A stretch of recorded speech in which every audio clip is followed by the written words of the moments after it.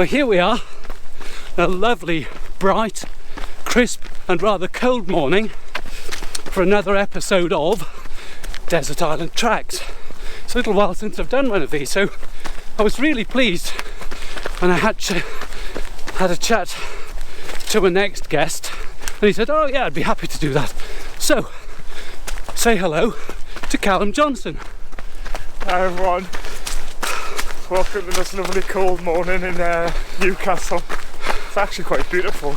It is. Sun's out, it's cold.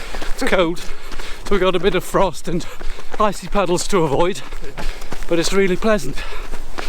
Now Calum's a member of Gateshead Harriers and has competed as a triathlete, as an elite triathlete for quite some time, but recently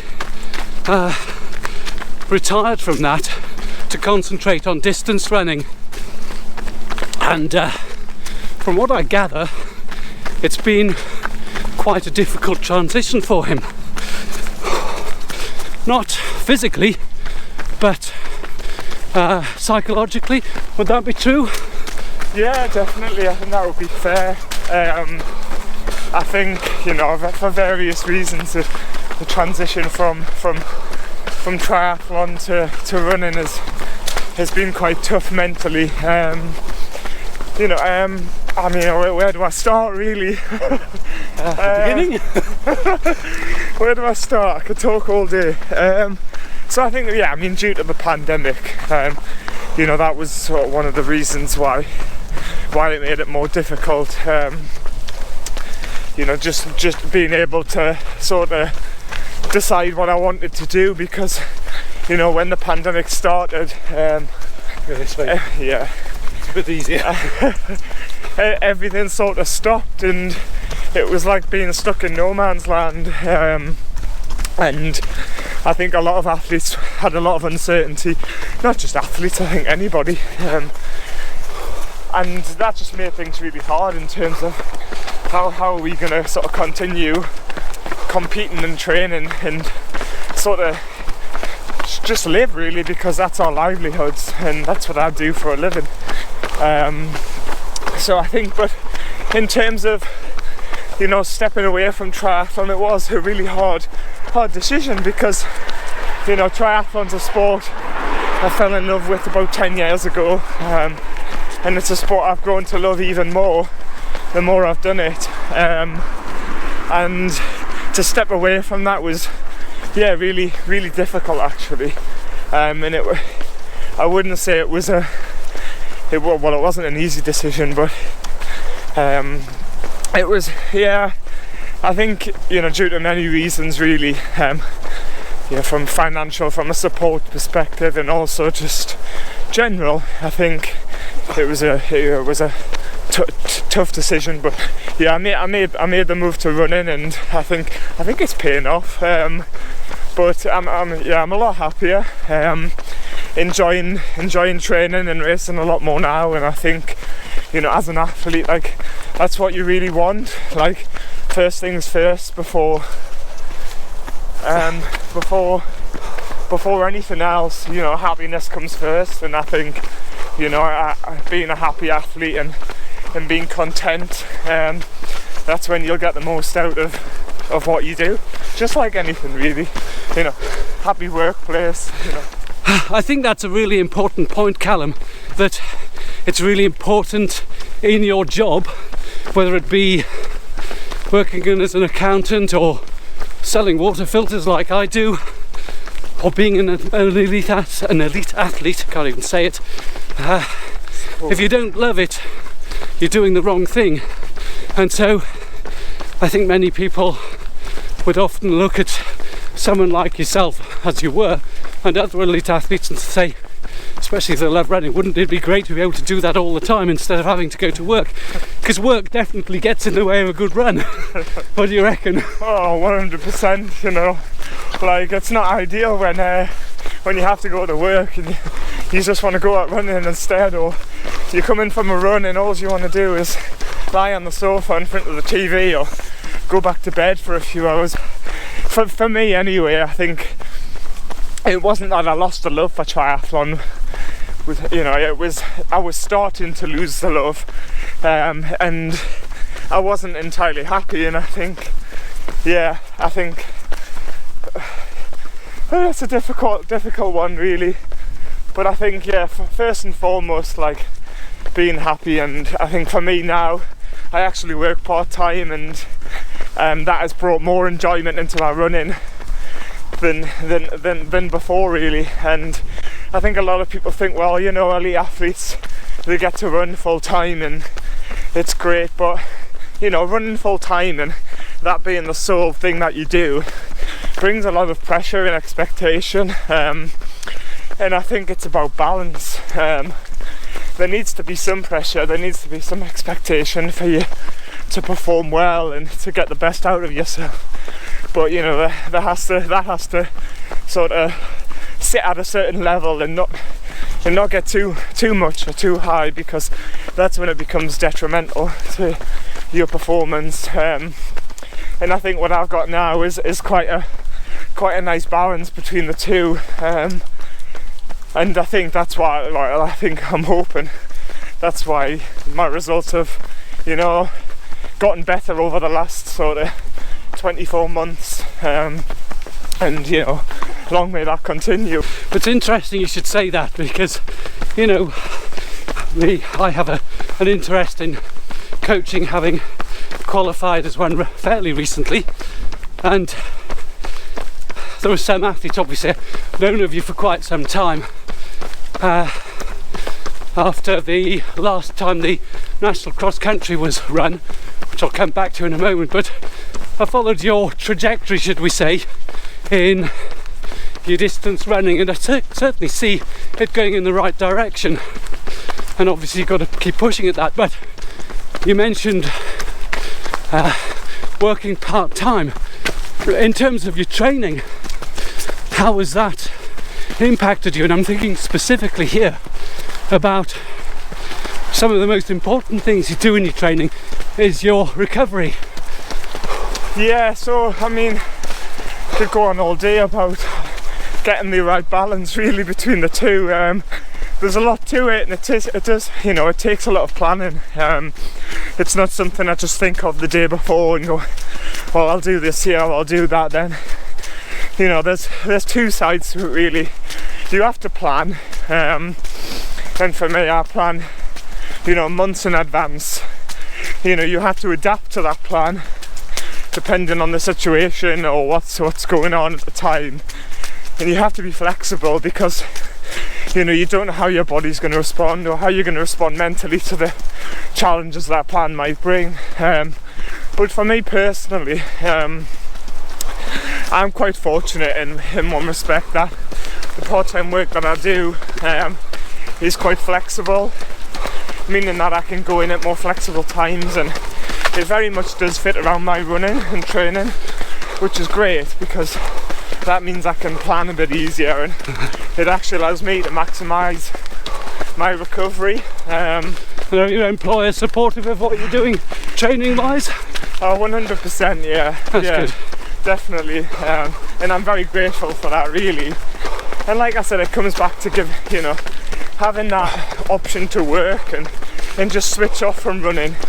It just gives me that fresh perspective and on it. I think after spending so many years as a triathlete, and when I was doing triathlon, I was very much we're training full time and competing full time, and at times you don't have anything else going on in your life. It becomes really sort of energy sapping, and I think that was one of the things I found really hard, because when things aren't going so well, or you are struggling, then there's nothing else going on in your life, really.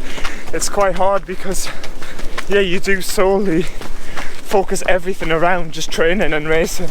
So do you find that you've sort of become an athlete first and a human being second? Psychologically, I can imagine that being quite tough. I do, yeah.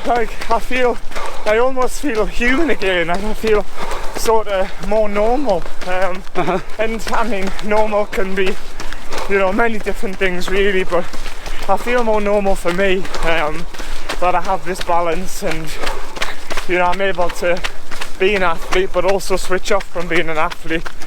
And I think that one's, you know, for me that means when I turn the switch on to be an athlete, I'm able to get a lot more out of it than sort of the switch just being on constantly.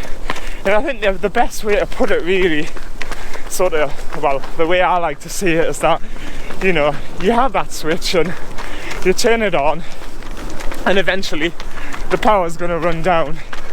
And if that athlete switch is always on, eventually you get to a point where, you know, the switch just, it'll turn off itself because the power's gone. Whereas if you know, you're able to sort of switch that switch off every now and again, then, you know, you're just sort of topping up the stores, topping up whatever the power. That's sort of how I really see it. How do you feel, just going back to that recovery thing?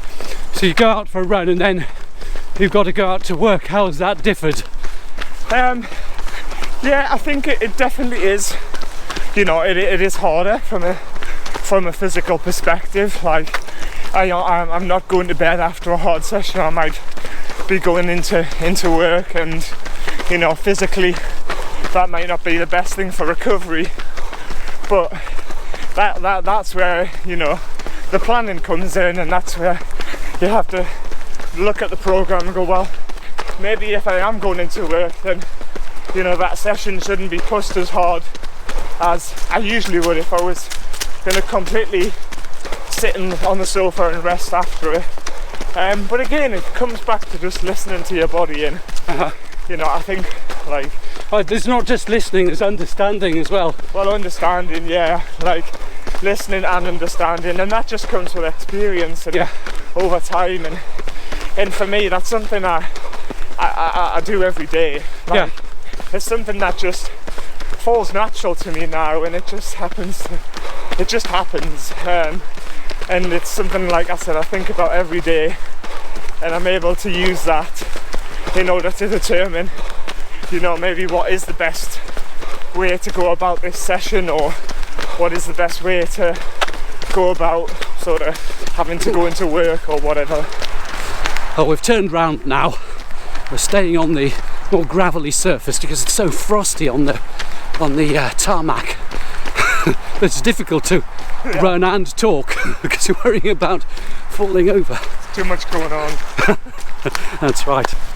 So when I first saw you race, I think it was in the National Cross Country Championships at Wallerton Park in Nottingham, which would be early 2020. Yeah. And I actually saw you go over the finishing line. I wasn't far behind you, and the only trouble was I had another lap to do. So it was quite exciting, I have to say, to be that close to the finish, but disappointing that I had to keep on going. Another 4k to go. Oh god, yes, it was quite a hard run. I remember that. And but since then, obviously I saw you at the big half in London, and I remember shouting, "Come on, Calum!" And you looked round in panic thinking, "Who's that?" Well, it was me. Probably thinking, get me to the finish line. Just near the end, please. And then again at, so you came 10th there, didn't you? Yes. And then again in the Great North Run, 10th there too.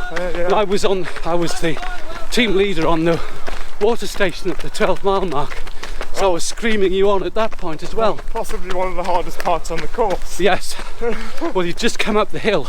Yeah. That wasn't pretty. Onto John Dobson Street, wasn't it? Yeah. So, having moved to those sort of races, how do you feel about your running? Because it's quite different, no transition or anything, you just got to run.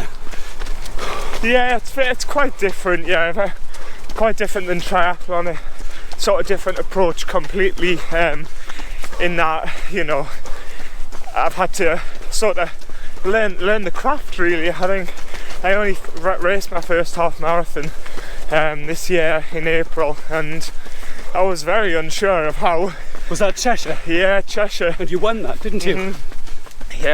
won that and surprised myself with a 63-minute half. But I had to really sort of think about it a lot more, and I've never had to really think about how I'm going to approach a race in terms of pacing and sort of that side of things for a long time, because triathlon racing became sort of second nature, and I knew what I needed to do, and I would constantly look for ways to improve my way of thinking or how I would approach a race. But with the half marathon, like, it was a completely new venture, and I found it completely different in that, like, triathlon you're racing for a lot longer, and I know marathon eventually I'll get to that, but I think I obviously didn't take any nutrition on board or anything like that, and it was very much, you wouldn't usually. No, I've realised the half marathon is very still much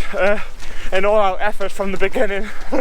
There's not a lot of thought into pacing too much. It's very much get through halfway in a good way, and then you just run as hard as you can, sort of thing. Yeah. Well, what about when you go off? One of the things that a lot of athletes, amateur athletes, find is they go off too fast, and then there's nothing left at the end. And how do you cope with that? I think that in general is quite a common theme, really, is going off too hard, and it's understandable, really. You're fresh-legged at the start. It's going to feel a lot easier to run, I don't know, 5-minute mile and 6-minute mile and whatever pace you're running. Then that pace is going to feel at 10 mile in. So I think it's about understanding your body and from the work you've put in training, but also just on race day, you just understanding that whatever pace you're running at 1 mile into the race is going to feel a million times easier than at 12 mile, and it's just understanding that. And if you feel really easy at the beginning of the race, if it is a half marathon, then it's normal to feel like that. It shouldn't necessarily feel hard to begin with. It's not going to. So I think it's just understanding that. I think too many athletes sort of think, well, this feels too easy, I need to be working harder than this, or they get distracted by other people. And that's another thing that is probably one of the most important things in being an athlete, really, is that it's not about anybody else, it's about you. And on race day, it's about your race plan, your delivery, your performance, and you've kind of got to think sort of stuff what anybody else is doing, like to get your result and to get the best out of yourself, you need to be focusing entirely on you. And if that means sitting off the pace that somebody else is doing, then that's what you do, regardless if they've been behind you in training or whatever. Well, I'm a massive advocate for doing a bit of cross training and developing your strength, particularly legs and core. So what sort of things do you do or have you done, and what would you advise others who aspire to great things? I mean, I've spent the last 10 years cross training for a living. So definitely there's massive benefits to cross training, and I don't think it's necessarily you have to do this or you have to do that. I think if you can get in the pool and go for a swim, and you're replacing an easy run with that, or if it's a nice day and you want to go out cycling, or you've got an indoor bike and the weather's a little bit dodgy, that's absolutely fine. Like, at the end of the day, like, for me, easy running is about aerobic conditioning, and you get that aerobic conditioning from swimming, from cycling, from doing other things. So if you can do that, especially at a young age, for anyone younger out there watching, but I think one thing it does too, it makes you pretty injury resistant and quite versatile. So when it comes to doing the harder, more intense running sessions, you're less likely to end up with injury problems if you are a bit more versatile. So yeah, I would massively encourage it. You know, it's been massively beneficial to me over the years. As this is an episode of Desert Island Tracks, I have to ask Calum now something very important. Music plays a large part in a lot of runners' training. So Calum, what's your track?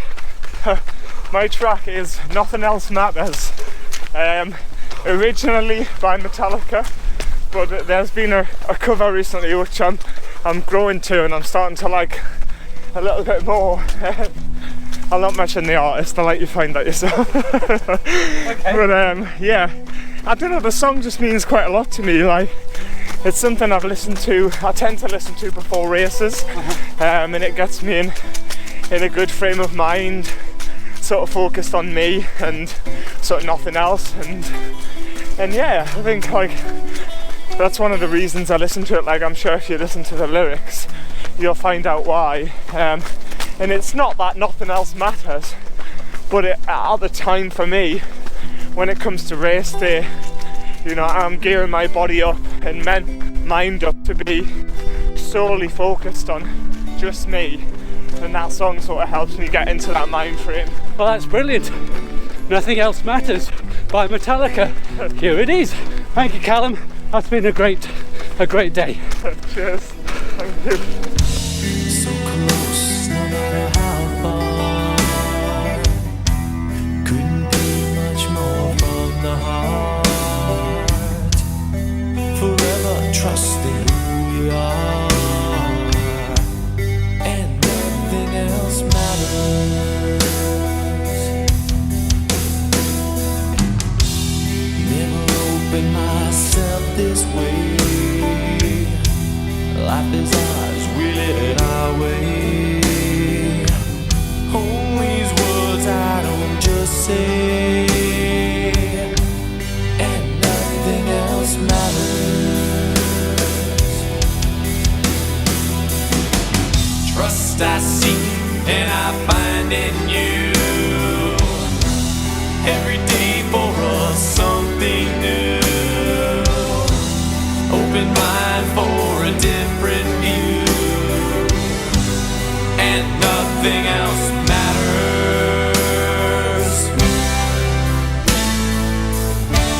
Never cared for what they do,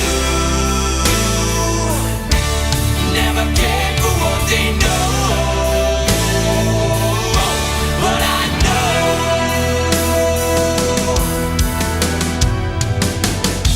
So close, no matter how far.